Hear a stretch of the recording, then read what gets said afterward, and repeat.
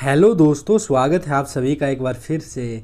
तो आज की इस क्लास में हम करने जा रहे हैं दोस्तों इंडिया का जो भूगोल है उससे संबंधित 600 प्लस मोस्ट इम्पोर्टेंट क्वेश्चन। दोस्तों सभी के सभी जो क्वेश्चन हैं आपके एनसीईआरटी के ऊपर बेस होंगे। एनसीईआरटी की जो हमारी बुक होती है उसके ऊपर बेस क्वेश्चन आपको करवाने जा रहा हूँ। मोस्ट इम्पोर्टेंट क्वेश्चन है दोस्तों, डायरेक्ट आपसे यहाँ से एग्जाम के अंदर क्वेश्चन पूछे जाएंगे। तो ये भूगोल के प्रश्न यहाँ पर दोस्तों मोस्ट इंपॉर्टेंट रहेंगे। ये ऐसे क्वेश्चन करवाऊंगा मैं आपको जो कि आपको डायरेक्ट ही आपके एग्जाम के अंदर मिल सकते हैं। उसके बाद दोस्तों वही बात मैं बताना चाहूँगा आपको, पीडीएफ जो प्रोवाइड की है, हमें पीडीएफ प्रोवाइड की है दोस्तों एजुकेशन गुरुजी चैनल ने। किसने? एजुकेशन गुरुजी यूट्यूब चैनल ने दोस्तों। इसके लिए हम उनका आभार प्रकट करते हैं। और दोस्तों आपको एचएसएससी के एग्जाम से संबंधित कोई भी पीडीएफ चाहिए तो आपको मैं डिस्क्रिप्शन के अंदर लिंक दे दूंगा, वहाँ से जो है आप डाउनलोड कर सकते हैं। तो चलिए दोस्तों स्टार्ट करते हैं। भूगोल का जनक किसे माना जाता है? भूगोल का जनक किसे माना जाता है दोस्तों? तो भूगोल का जनक माना जाता है हिकेटियस को भूगोल का जनक माना जाता है। ध्यान रखना है, भूगोल का जनक किसे माना जाता है? हिकेटियस को। सर्वप्रथम भूगोल शब्द का प्रयोग किया था। सर्वप्रथम भूगोल शब्द का प्रयोग किसने किया था? इरेटोस्थनीज ने। इरेटोस्थनीज ने।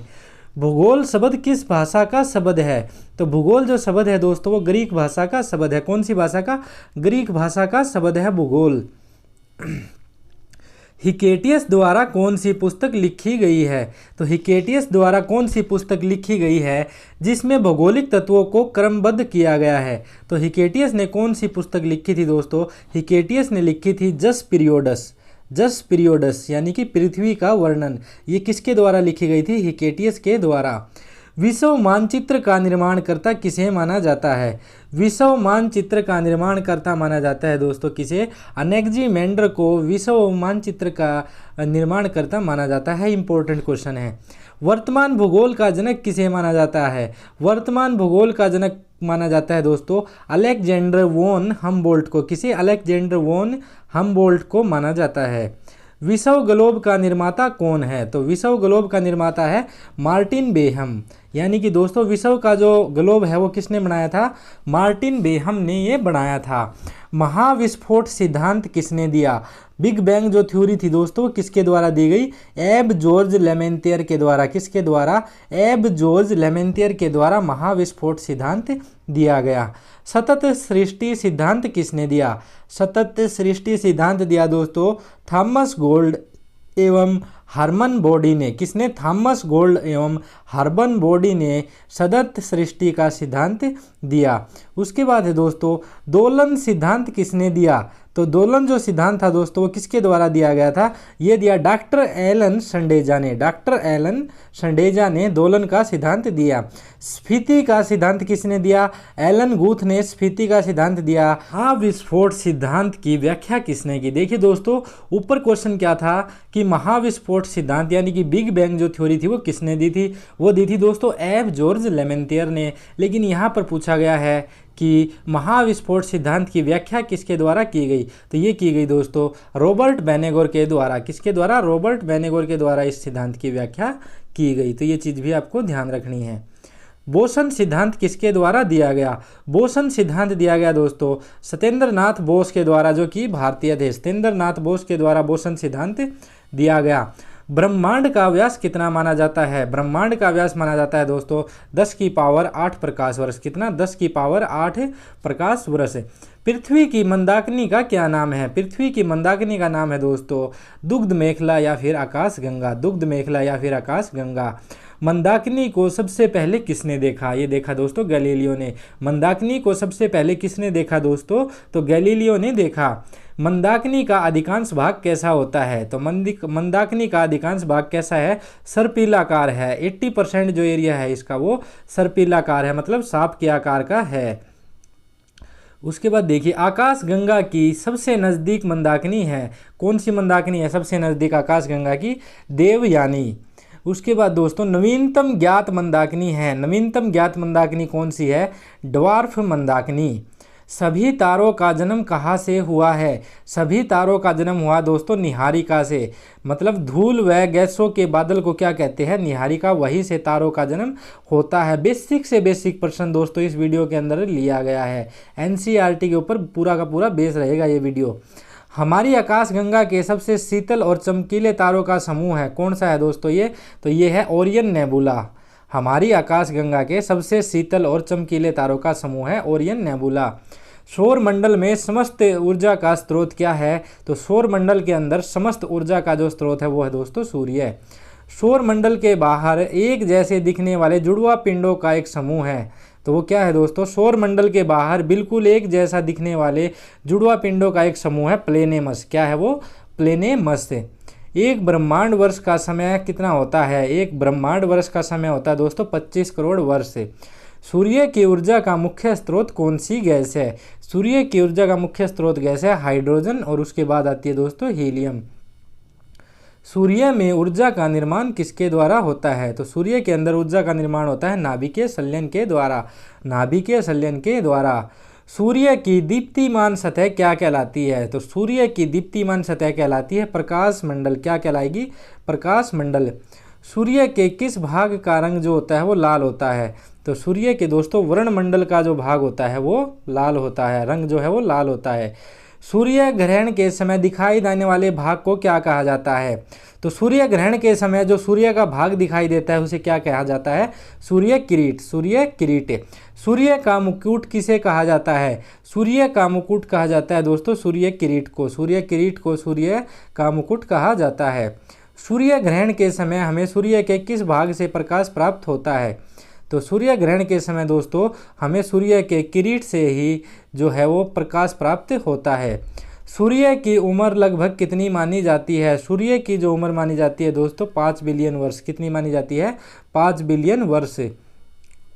सूर्य का प्रकाश पृथ्वी तक आने में कितना समय लेता है? तो सूर्य का प्रकाश पृथ्वी तक आने में लेता है दोस्तों 8 मिनट 16.6 सेकंड। तो लगभग 500 सेकंड के करीब ये समय लेता है सूर्य का प्रकाश पृथ्वी तक आने में।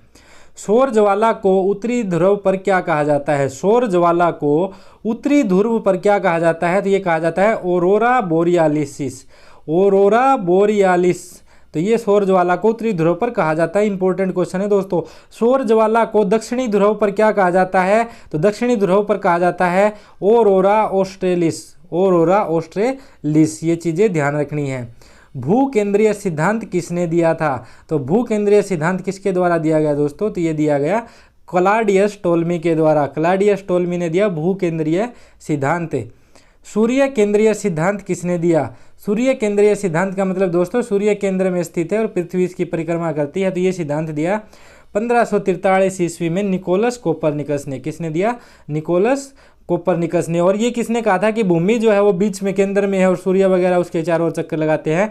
तो ये कहा था दोस्तों क्लॉडियस टोल्मी ने। ग्रहों की गति के नियम किसने दिए? ग्रहों की गति के जो नियम दिए थे वो दिए थे दोस्तों जोहान्स केपलर ने। जोहान्स केपलर ने। सूर्य के धब्बों का एक पूरा चक्र कितने समय में समाप्त होता है? तो सूर्य के धब्बों का एक पूरा चक्र जो समाप्त होता है वो 22 वर्षों के अंदर समाप्त होता है। सूर्य का व्यास पृथ्वी के व्यास का लगभग कितना है? तो सूर्य का व्यास पृथ्वी के व्यास का लगभग 110 गुना है। मध्य रात्रि का सूर्य कहाँ दिखाई देता है? देखिए कितना इंपॉर्टेंट क्वेश्चन है दोस्तों। मध्य रात्रि का सूर्य कहाँ दिखाई देता है? आर्कटिक क्षेत्र में दिखाई देता है। कहाँ पर? आर्कटिक क्षेत्र में। सौर मंडल के कुल ग्रहों की संख्या क्या है? सौर मंडल में कुल ग्रहों की संख्या है दोस्तों 8। कितनी है? 8 है। सूर्य से ग्रहों की दूरी को क्रमानुसार लिखे। तो सूर्य से ग्रह की दूरी में सबसे पहले पृथ्वी, फिर शुक्र, पृथ्वी, बुध, शुक्र, पृथ्वी, मंगल, बृहस्पति, शनि, अरुण, वरुण। आंतरिक ग्रह किसे कहते हैं? आंतरिक ग्रह किसे कहते हैं दोस्तों? बुध, शुक्र, पृथ्वी, मंगल को आंतरिक ग्रह कहते हैं, क्योंकि ये देखिए सूर्य के बिल्कुल पास है। बुध, शुक्र, पृथ्वी, मंगल। बाह्य ग्रह कौन से है? ये जो लास्ट के 4 है बृहस्पति, शनि, अरुण और वरुण को बाह्य ग्रह कहते हैं। आकार के अनुसार ग्रहों का क्रम क्या है? तो आकार में दोस्तों घटते क्रम के अनुसार सबसे बड़ा है दोस्तों बृहस्पति। बृहस्पति के बाद है हमारा शनि, शनि के बाद अरुण, वरुण, पृथ्वी, शुक्र, मंगल, बुध सबसे छोटा ग्रह है। घनत्व के अनुसार ग्रहों का क्रम क्या है? तो सबसे अधिक घनत्व है दोस्तों क्रम के अनुसार देखिए शनि, अरुण, बृहस्पति, वरुण, मंगल, शुक्र। ये दोस्तों घनत्व के अनुसार बढ़ते क्रम में ग्रह हैं। कौन से ग्रह पूर्व से पश्चिम परिक्रमा करते हैं? तो शुक्र और अरुण है दोस्तों, ये जो ग्रह है ये पूर्व से पश्चिम परिक्रमा करते हैं। ऐसा कौन सा ग्रह है जहां सूर्य निकलने से 2 घंटे जो सूर्य निकलने से 2 घंटे पहले दिखाई देता है? तो ऐसा ग्रह दोस्तों बुध ग्रह। कौन सा? बुध ग्रह। सबसे छोटा और सबसे हल्का ग्रह कौन सा है? तो ये भी क्या हो जाएगा? बुध ग्रह। किस ग्रह के अंदर चुंबकीय क्षेत्र पाया जाता है? बुध ग्रह के अंदर चुंबकीय क्षेत्र पाया जाता है। सौरमंडल का सबसे अधिक कक्षीय गति वाला ग्रह कौन सा है? तो सौरमंडल का सबसे अधिक कक्षीय गति वाला ग्रह है बुध ग्रह। ऐसा कौन सा ग्रह है जिसके दिन रात के तापमान का अंतर अन्य ग्रहों से अधिक होता है? तो ऐसा कौन सा ग्रह दोस्तों? बुध। बुध का जो तापमान होता है वो 600 डिग्री सेल्सियस का अंतर होता है दिन के और रात के तापमान का। सबसे गर्म व सबसे चमकीला ग्रह किसे कहा जाता है? सबसे गर्म व सबसे चमकीला ग्रह कहा जाता है दोस्तों शुक्र ग्रह को। किसको? शुक्र ग्रह को। सांझ का तारा, भोर का तारा, पृथ्वी की भगिनी बहन किस ग्रह को कहा जाता है? तो ये कहा जाता है दोस्तों शुक्र ग्रह को। कौन सा ग्रह घनत्व, आकार और व्यास में पृथ्वी के समान है? देखिए पृथ्वी के समान है ये घनत्व में, आकार में और व्यास में। तो ये ग्रह कौन सा है? हमारा शुक्र ग्रह। ऐसे कौन से ग्रह है जिनका कोई भी चंद्रमा नहीं है? मतलब जिनके कोई भी उपग्रह नहीं है, ऐसा कौन सा ग्रह है दोस्तों? तो ऐसा जो ग्रह है वो है बुध और शुक्र। बुध और शुक्र। अपनी धुरी पर सबसे कम समय में चक्कर लगाने वाला ग्रह है। अपनी धुरी पर सबसे कम चक्कर में जो सबसे कम समय में चक्कर लगाने वाला ग्रह है दोस्तों बृहस्पति ग्रह। कौन सा? बृहस्पति ग्रह। बृहस्पति ग्रह के चंद्रमा की संख्या कितनी है? मतलब बृहस्पति ग्रह के कितने उपग्रह है दोस्तों? तो ये है दोस्तों 79 79। सौरमंडल का सबसे बड़ा उपग्रह किस ग्रह का है? सौरमंडल का सबसे जो बड़ा उपग्रह है वो है बृहस्पति का, और उस उपग्रह का नाम क्या है? गैनीमेड। बृहस्पति को अन्य किस नाम से जाना जाता है? तो बड़े धब्बों वाले ग्रह के नाम से जाना जाता है। किसको? बृहस्पति को। सबसे अधिक चंद्रमा किस ग्रह के है? सबसे अधिक जो चंद्रमा यानी उपग्रह दोस्तों वो किस ग्रह के है? वो है शनि ग्रह के। और कितने हैं? 82। कितने नए खोजे गए? कितने? 20। तो टोटल ग्रह कितने हैं इसके? टोटल उपग्रह कितने हैं इसके? शनि के 82। लाल ग्रह किसे कहा जाता है? लाल ग्रह मंगल ग्रह को कहा जाता है। किस ग्रह का जो घनत्व है वो जल से भी कम है? तो ये दोस्तों शनि ग्रह का जो घनत्व है वो जल से भी कम है, यानी कि जल में रखेंगे तो ये जल के ऊपर तैरने लगेगा शनि ग्रह। ठीक है दोस्तों, ध्यान रखना है। मंगल ग्रह का लाल रंग किसके कारण होता है? मंगल ग्रह का जो लाल रंग होता है वो आयरन ऑक्साइड की उपस्थिति के कारण होता है। देखिए किस ग्रह पर पृथ्वी के समान ऋतु परिवर्तन होता है? तो मंगल ग्रह के ऊपर दोस्तों पृथ्वी के समान ही ऋतु परिवर्तन होता है, क्योंकि मंगल ग्रह जो है वो 25 डिग्री पर झुका हुआ है। मंगल के चंद्रमा की संख्या कितनी है? तो मंगल के कितने उपग्रह दोस्तों? 2 उपग्रह है, एक फोबोस और एक डीमोस। सौरमंडल का सबसे छोटा उपग्रह कौन सा है? सौरमंडल का दोस्तों सबसे छोटा उपग्रह है डीमोस, जो कि मंगल ग्रह का उपग्रह है। सौरमंडल का सबसे बड़ा ज्वालामुखी कौन सा है? सौरमंडल का सबसे बड़ा ज्वालामुखी है ओलिपस मैसी, और ये कहाँ पर है? मंगल ग्रह के ऊपर स्थित है। सौरमंडल का सबसे ऊंचा पर्वत कौन सा है? तो ये है दोस्तों निक्स ओलंपिया, जो कि मंगल ग्रह के ऊपर स्थित है। माउंट एवरेस्ट से ये 3 गुना ऊंचा है। कितना? 3 गुना ऊंचा है निक्स ओलंपिया। इसरो द्वारा मंगल पर मंगलयान को कब भेजा गया था? तो इसरो ने मंगलयान को मंगल ग्रह पर कब भेजा था दोस्तों? तो ये भेजा था 5 नवंबर 2013 को श्रीहरिकोटा से। शनि ग्रह के चारों ओर वल्यो यानी दोस्तों रिंग की संख्या, छल्लों की संख्या कितनी है? तो ये 7 है। शनि का कौन सा उपग्रह आकार में बुध के समान है? तो शनि का कौन सा उपग्रह है जो बुध के समान है? तो ये है दोस्तों टाइटन। कौन सा है? टाइटन। शनि ग्रह का ऐसा कौन सा उपग्रह है जो शनि के विपरीत दिशा में परिक्रमा करता है? तो जो शनि के विपरीत दिशा में परिक्रमा करता है तो ऐसा कौन सा उपग्रह है दोस्तों? फोबे। ऐसा कौन सा उपग्रह है जिसका वायुमंडल पृथ्वी के समान है? तो ऐसा कौन सा उपग्रह है दोस्तों? तो ये है दोस्तों टाइटन, जो कि मंगल का एक उपग्रह है। किस ग्रह को लेटा हुआ उपग्रह कहा जाता है? ग्रह कहा जाता है तो अरुण ग्रह को लेटा हुआ ग्रह कहा जाता है। अरुण ग्रह के चंद्रमाओं की संख्या कितनी है? तो अरुण ग्रह के चंद्रमा की संख्या दोस्तों 27, जिसमें कि अरुण का सबसे बड़ा जो उपग्रह है वो है टाइटेनिया, जो कि संख्या में सबसे बड़ा है। टाइटेनिया जो है वो सबसे बड़ा है। सबसे ठंडा व हरे रंग का ग्रह किसे कहते हैं? सबसे ठंडा व हरे रंग का ग्रह दोस्तों वरुण ग्रह। वरुण ग्रह के उपग्रहों की संख्या कितनी है? तो ये है दोस्तों 14। कितनी? टोटल 14। और ट्राइटन जो है वो इसका प्रमुख उपग्रह है वरुण उपग्रह का। पृथ्वी का विषुवतीय व्यास कितना है? पृथ्वी का विषुवतीय व्यास है 12,756 किलोमीटर। पृथ्वी का ध्रुवीय व्यास कितना है? तो ये है दोस्तों 12,713 किलोमीटर। पृथ्वी के विषुवतीय व्यास और ध्रुवीय व्यास का अंतर कितना है? ये इंपॉर्टेंट है दोस्तों, ये पूछा जा सकता है। तो ये कितना है दोस्तों, यहाँ पर डिफरेंस कितना है? 43 किलोमीटर का। पृथ्वी से सूर्य की दूरी कितनी है? 149.6 मिलियन किलोमीटर। पृथ्वी पर दिन और रात किस कारण से बनते हैं? पृथ्वी पर दिन और रात बनते हैं घूर्णन या दैनिक गति के कारण। पृथ्वी की घूर्णन या दैनिक गति के कारण। पृथ्वी द्वारा सूर्य की एक परिक्रमा पूरी करने में जो समय लगता है उसको क्या कहते हैं दोस्तों? उसको कहते हैं सौर वर्ष। देखिए, पृथ्वी द्वारा सूर्य की एक परिक्रमा पूरा करने में लगा समय क्या कहलाता है? सौर वर्ष। पृथ्वी के सबसे निकट दूसरा तारा कौन सा है? तो पृथ्वी के सबसे निकट दूसरा तारा है प्रोक्सिमा सेंचुरी। पहला तारा कौन सा है दोस्तों? सूर्य है। पृथ्वी और प्रोक्सिमा सेंचुरी के बीच की दूरी कितनी है? तो यह है 4.22 प्रकाश वर्ष। यम को ग्रहों की श्रेणी से निकालकर किस श्रेणी में रखा गया? तो यम को दोस्तों बोने ग्रहों की श्रेणी में रखा गया 24 अगस्त 2006 को। सेरस बोने ग्रह की खोज किसने की थी? सेरस बोने ग्रह की खोज की थी पियाजी ने। इटली के खगोल शास्त्री थे ये पियाजी। पृथ्वी पर ऋतु परिवर्तन किस कारण होता है? तो ये होता है दोस्तों परिक्रमण या वार्षिक गति के कारण ऋतु परिवर्तन होता है। रात्रि में दिखाई देने वाला सर्वाधिक चमकीला तारा कौन सा है? तो ये है दोस्तों साइरस या फिर डॉग स्टार। पृथ्वी को नीला ग्रह क्यों कहा जाता है? पानी की अधिकता के कारण। साइरस और पृथ्वी के बीच की दूरी कितनी है? तो साइरस और पृथ्वी के बीच की दूरी है दोस्तों 9 प्रकाश वर्ष। और प्रकाश वर्ष किसका मात्रक है? दूरी का मात्रक है। चंद्रमा के धूल के मैदान को क्या कहा जाता है? चंद्रमा के ऊपर जो धूल के मैदान है उसको क्या कहा जाता है? शांति सागर। साइरस का द्रव्यमान सूर्य के द्रव्यमान का कितना है? तो ये है दोस्तों 2 गुना। कितना है? 2 गुना। चंद्रमा को जीवाश्म उपग्रह किस लिए कहा जाता है?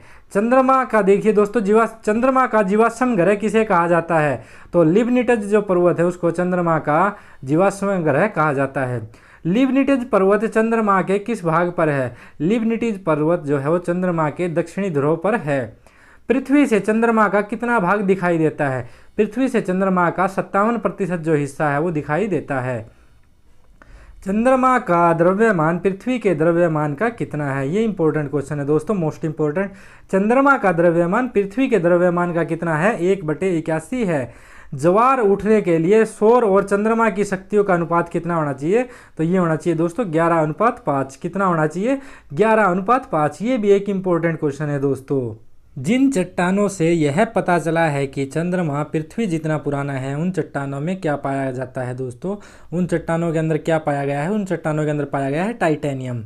जब चंद्रमा पृथ्वी के सबसे निकट होता है तो उसे क्या कहा जाता है? जब चंद्रमा दोस्तों पृथ्वी के सबसे निकट होता है तो उसे कहा जाता है सुपर मून। सुपर मून को अन्य किस नाम से जाना जाता है? सुपर मून को अन्य नाम से जाना जाता है पेरिजी फुल मून। सुपर मून में चंद्रमा के आकार पर क्या प्रभाव पड़ता है? तो सुपर मून के अंदर जो चंद्रमा है वो पहले की अपेक्षा 14% ज़्यादा बड़ा होता है। सुपर मून में चंद्रमा की चमक पर क्या प्रभाव पड़ता है? तो सुपर मून में चमक पर क्या प्रभाव पड़ता है? तो 30% अत्यधिक अधिक चमकीला होता है सुपर मून में। जब एक माह में 2 पूर्णिमा हो तो 10छरी पूर्णिमा का चांद क्या कहलाता है? तो दूसरी, ये लिखा है दूसरी। जब एक माह में 2 पूर्णिमा हो तो दूसरी पूर्णिमा का चांद क्या कहलाता है? Blue moon. जब किसी वर्ष में 2 या 2 से अधिक ब्लू मून होते हैं तो उस वर्ष को क्या कहते हैं? उस वर्ष को कहेंगे दोस्तों मून ईयर। अमेरिका के अंतरिक्ष यान अपोलो 11 को चंद्रमा पर कहाँ उतारा गया? तो इसे कहाँ पर उतारा गया था दोस्तों अपोलो 11 को चंद्रमा पर? तो सी ऑफ ट्रैंक्विलिटी, शांति सागर के ऊपर उतारा गया था। यम प्लूटो का नया नाम क्या है? तो ये दोस्तों 134-340। यम किस ग्रह की कक्षा को काटता है? यम जो है वो दोस्तों किस ग्रह की कक्षा को काटता है? वरुण ग्रह की कक्षा को काटता है। चंद्रमा से भी छोटा होने के कारण किस पिंड को ग्रह की श्रेणी से निकाला गया? तो किसे निकाला गया दोस्तों? यम ग्रह को बाहर निकाला गया। किस बोने ग्रह को संख्या 1 के नाम से जाना जाता है? तो 1 के नाम से जाना जाता है दोस्तों सेरस को। किसे? सेरस को। मंगल और बृहस्पति की कक्षाओं के बीच पाए जाने वाले छोटे अक्षुद्र आकाशीय पिंड क्या कहलाते हैं? तो ये कहलाते हैं दोस्तों अक्षुद्र ग्रह, क्षुद्र ग्रह। IAU का पूरा नाम क्या है? IAU का पूरा नाम है दोस्तों अंतर्राष्ट्रीय खगोल एवं विज्ञान संघ। अंतर्राष्ट्रीय खगोल एवं विज्ञान संघ। अक्षुद्र ग्रह के पृथ्वी के टकराने से बनी झील का क्या नाम है? जो क्षुद्र ग्रह से के टकराने से बनी है पृथ्वी के ऊपर, तो ये है दोस्तों लोनार झील, जो कि महाराष्ट्र के अंदर है। एकमात्र क्षुद्र ग्रह जिसे नंगी आंखों से देखा जा सकता है वो कौन सा है दोस्तों? तो ये है हमारा फोरवेस्टा। वे छोटे छोटे अरबों पिंड जो गैस और धूलों का संग्रह होता है, जिनमें एक लंबी पूंछ होती है, वो क्या कहलाते हैं? तो ये कहलाते हैं धूमकेतु, या फिर इन्हीं को क्या कहते हैं? पुच्छल तारे। तो वे छोटे छोटे अरबों पिंडों का गैस और धूल का संग्रह होता है, जिनकी एक लंबी पूंछ होती है, तो धूमकेतु या पुच्छल तारा। हैली नामक धूमकेतु का परिक्रमण काल कितने वर्ष का होता है? 76 वर्ष का। अभी ये जो दिखाई देगा दोस्तों 2062 के अंदर ये दिखाई देगा। अक्षुद्र ग्रह के टुकड़े व धूमकेतुओं द्वारा छोड़े गए धूल के कण क्या कहलाते हैं? तो ये कहलाते हैं उल्काएं। क्या कहलाते हैं? उल्काएं। पृथ्वी की किस गति के कारण दिन रात बनते हैं? दिन रात जो बनते हैं वो घूर्णन या दैनिक गति के कारण दिन रात बनते हैं। पृथ्वी पर ऋतु परिवर्तन किस कारण होता है? परिक्रमण या फिर वार्षिक गति के कारण जो है पृथ्वी पर ऋतु परिवर्तन होता है। नक्षत्र दिवस की अवधि कितनी होती है? नक्षत्र दिवस की अवधि होती है दोस्तों कितनी? 23 घंटे और 56 मिनट। सौर दिवस की अवधि कितनी होती है? सौर दिवस की अवधि होती है 24 घंटे। सूर्य की परिक्रमा करते समय पृथ्वी का वेग कितना होता है? वेलोसिटी कितनी होती है पृथ्वी की? 29.8 किलोमीटर प्रति सेकंड। जब सूर्य और पृथ्वी के बीच की दूरी सबसे कम होती है तो उसको क्या कहा जाता है? तो अब उस चीज़ को कहेंगे दोस्तों उपसौर। और उपसौर दिवस कब बनाया जाता है? 3 जनवरी को। कब होता है? 3 जनवरी को। जब सूर्य और पृथ्वी के बीच की दूरी अधिकतम होती है तो उसे क्या कहते हैं? अपसौर। तो अपसौर, और उसको क्या कहा जाता है? अपसौर दिवस जो है वो कब बनाया जाता है? 4 जुलाई को। 4 जुलाई को। उपसौर एवं अपसौर को मिलाने वाली काल्पनिक रेखा जो सूर्य के केंद्र से गुजरती है वो क्या कहलाती है दोस्तों? तो उसको कहेंगे एप्साइड रेखा। क्या कहेंगे? एप्साइड रेखा। ग्लोब पर पश्चिम से पूर्व की ओर खींचे जाने वाली काल्पनिक रेखा क्या कहलाती है? अक्षांश रेखाएं। तो ये रेखाएं क्या कहलाएंगी? अक्षांश रेखाएं। पृथ्वी को 2 समान भागों में बांटने वाली काल्पनिक रेखा कौन सी है? पृथ्वी को 2 समान भागों में काल्पनिक काटने वाली रेखा भूमध्य रेखा या फिर विषुवत रेखा। विषुवत वृत्त के उत्तरी भाग को क्या कहते हैं? विषुवत भाग के उत्तरी भाग को कहते हैं दोस्तों उत्तरी गोलार्ध। ये ऊपर वाला क्या रहेगा? उत्तरी गोलार्ध। और दक्षिणी भाग को क्या कहेंगे? दक्षिणी गोलार्ध। अक्षांश रेखाओं की संख्या कितनी होती है? अक्षांश रेखाओं की संख्या होती है दोस्तों 181। कितनी? 181। मोस्ट इंपॉर्टेंट क्वेश्चन है ये। 2 अक्षांशों के बीच की दूरी कितनी होती है? 2 अक्षांशों के बीच की दूरी होती है 111 किलोमीटर। 2 अक्षांशों के बीच की दूरी को क्या कहा जाता है? तो 2 अक्षांशों के बीच की दूरी को जोन कहा जाता है। पृथ्वी पर उत्तरी गोलार्ध में 23.5 डिग्री को क्या कहा जाता है? पृथ्वी पर उत्तरी गोलार्ध में 23.5 डिग्री को कर्क रेखा कहा जाता है। क्या कहा जाता है? कर्क रेखा। पृथ्वी पर दक्षिणी गोलार्ध में 23.5 डिग्री को क्या कहा जाता है? तो इसे कहा जाता है मकर रेखा। पृथ्वी पर किसी स्थान का पता लगाने के लिए किन रेखाओं का प्रयोग किया जाता है? अक्षांश रेखाओं का प्रयोग किया जाता है। पृथ्वी पर किसी स्थान के समय पता लगाने के लिए, देखिए यहाँ पर समय की बात हो रही है, किन रेखाओं का प्रयोग किया जाता है? तो देशांतर रेखाओं का। और किसी स्थान का पता लगाने के लिए अक्षांश रेखाओं का प्रयोग किया जाता है। भूमध्य रेखा के उत्तर में 66 डिग्री अक्षांश को क्या कहा जाता है? तो भूमध्य रेखा के उत्तर में 66 डिग्री अक्षांश को कहेंगे आर्कटिक वृत्त। भूमध्य रेखा के दक्षिण में 66 डिग्री अक्षांश को क्या कहा जाता है? अंटार्कटिक वृत्त। कर्क रेखा कितने देशों से होकर गुजरती है? तो ये देखिए दोस्तों, कर्क रेखा ताइवान, चीन, म्यांमार, बांग्लादेश, भारत, ओमान, संयुक्त अरब अमीरात, सऊदी, इसका आप स्क्रीनशॉट ले सकते हैं। ये बहुत सारे देशों से होकर गुजरती है। मकर रेखा किन देशों से होकर गुजरती है? तो चिली, अर्जेंटीना, पराग्वे, तो ये सारी जो है वो मकर रेखा से होकर गुजरती है। विषुवत रेखा किन देशों से होकर गुजरती है? तो इसका भी आप स्क्रीनशॉट ले लीजिए। उसके बाद देखिए दोस्तों, उत्तरी ध्रुव और दक्षिणी ध्रुव को मिलाने वाली काल्पनिक रेखा क्या कहलाती है? उत्तरी ध्रुव और दक्षिणी ध्रुव को, ये हो गया दोस्तों हमारा उत्तरी ध्रुव, ये हो गया दक्षिणी ध्रुव, इसको मिलाने वाली काल्पनिक रेखा क्या कहलाएगी? हमारी देशांतर रेखा। क्या कहलाएगी? देशांतर रेखा। 2 देशांतर रेखाओं के बीच की अधिकतम दूरी कितनी हो सकती है? 2 देशांतर रेखाओं के बीच की अधिकतम दूरी होगी दोस्तों 111.32 किलोमीटर। दो देशांतर रेखाओं के बीच की दूरी क्या कहलाती है? ये कहलाएगी गोरे। क्या कहलाएगी? गोरे। 0 डिग्री देशांतर रेखा को क्या कहा जाता है? 0 डिग्री देशांतर रेखा को कहा जाता है प्रधान मध्याह्न रेखा। प्रधान मध्याह्न रेखा। 1 डिग्री देशांतर की दूरी तय करने में पृथ्वी को कितना समय लगता है? 4 मिनट। ये मोस्ट इंपॉर्टेंट क्वेश्चन है दोस्तों, बहुत बार पूछा जा चुका है। 0 डिग्री अक्षांश और 0 डिग्री देशांतर रेखाएं कहाँ काटती है? तो ये काटती है अटलांटिक महासागर में। अटलांटिक महासागर में। मानचित्र एवं ग्लोब पर पाई जाने वाली प्रतिच्छेद रेखाओं को क्या कहा जाता है? तो मानचित्र वगैरह पर ये पाई जाने वाली जो ये रेखाएं हैं इनको क्या कहा जाता है? प्रतिच्छेद रेखाओं को भौगोलिक रेखाजाल। सूर्य के उत्तरायण और दक्षिणायन की सीमा को क्या कहा जाता है? तो उत्तरायण और दक्षिणायन की सीमा को कहेंगे संक्रांति। जब सूर्य की किरणें कर्क रेखा पर लंबवत पड़ती है तो उसे क्या कहा जाता है? जब सूर्य की किरणें देखिए कर्क रेखा पर लंबवत पड़ती है तो उसे क्या कहेंगे? कर्क संक्रांति। कर्क संक्रांति। उत्तरी गोलार्ध का सबसे बड़ा दिन है। उत्तरी गोलार्ध का सबसे बड़ा दिन होता है दोस्तों 21 जून। 21 जून।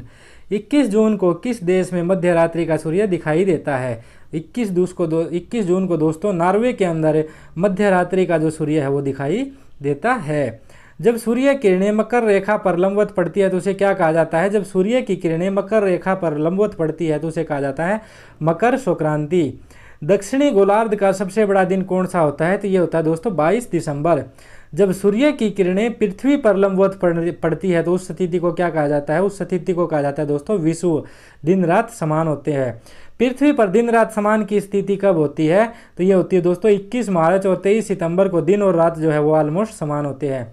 वसंत विषुव किसे कहा जाता है? वसंत विषुव किसे कहा जाता है दोस्तों? 21 मार्च को वसंत विषुव कहा जाता है। तो यहाँ पर दोस्तों लाइक एंड शेयर एजुकेशन गुरुजी 2.0 दो चैनल है एजुकेशन गुरुजी के।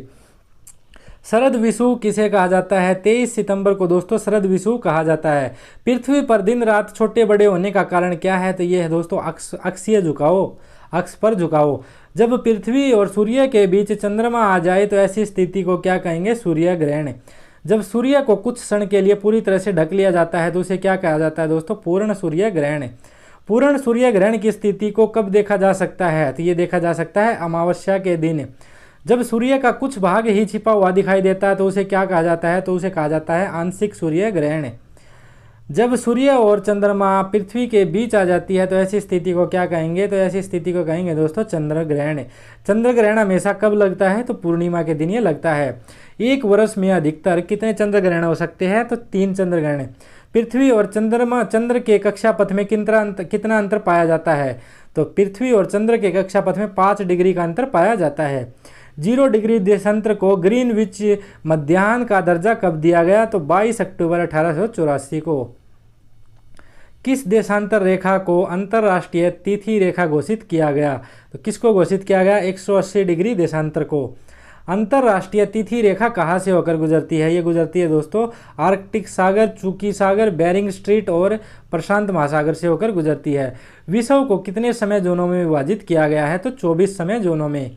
ग्रीनविच यामयोत्र 0 डिग्री देशांतर रेखा किन देशों से होकर गुजरती है? तो ये किन देशों से होकर गुजरती है? ग्रीनलैंड, नॉर्वेनियन सागर। इस स्क्रीनशॉट आप ले सकते हैं।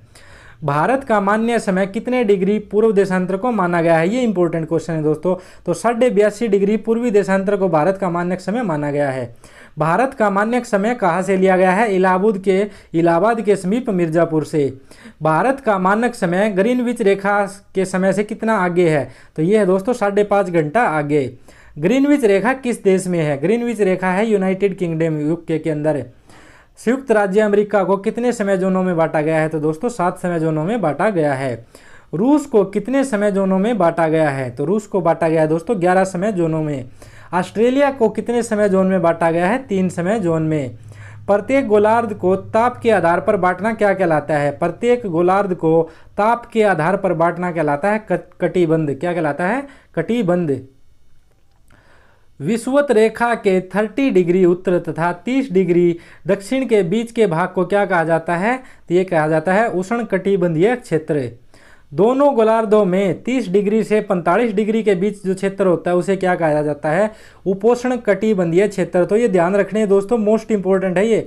दोनों गोलार्धों में 45 डिग्री से 40 डिग्री के बीच के क्षेत्र को शीतोष्ण कटिबंधीय क्षेत्र, और उसी प्रकार दोस्तों दोनों गोलार्धों में 66 डिग्री से और 90 डिग्री के बीच के क्षेत्र को ध्रुवीय कटिबंधीय क्षेत्र कहा जाता है।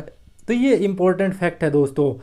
उत्तरी ध्रुव और दक्षिणी ध्रुव को मिलाने वाली काल्पनिक रेखा जिस पर पृथ्वी घूमती है क्या कहलाती है? तो दोस्तों उसको कहते हैं अक्ष।